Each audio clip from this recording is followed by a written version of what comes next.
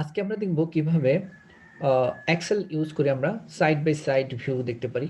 That means একই সাথে আমরা ২ টা ফাইল অথবা ২ টা ওয়ার্কশিট ওপেন করে ২ টাকে আমরা একই সাথে দেখতে পারবো কিভাবে এবং ২ টাকে আমরা ব্যবহার করব কিভাবে সেটা দেখব। সো আমাদের এইখানে একটা আমাদের ছোট্ট একটা ফাইল দেওয়া আছে। সো শিট 5 এও আমাদের সেম ফাইল দেওয়া আছে। শুধুমাত্র ইয়েলো কালার করে দেওয়া আছে যাতে বুঝতে পারি আমরা কোনটা কোন ফাইল আছে।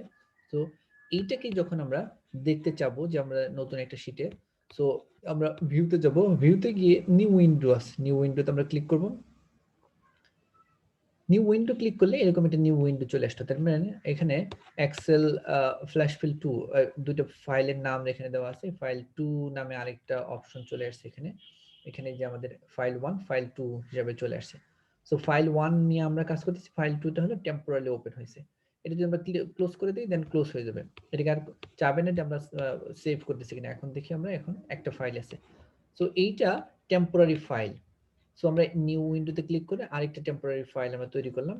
ওকে, এখানে এখন দেখতে পারি 1, 2 ফাইল 1 এবং 2।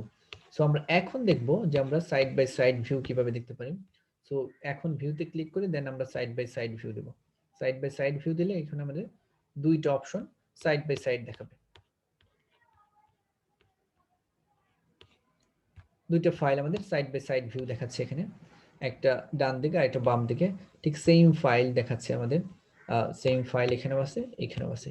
এখন এইখানে যদি আমরা একটা ফাইলে স্ক্রল করি, স্ক্রল করে ডান দিকে নিয়ে এসে পরের ফাইলটা অটোমেটিক্যালি আমাদের ডান দিক বাম দিক স্ক্রল হবে।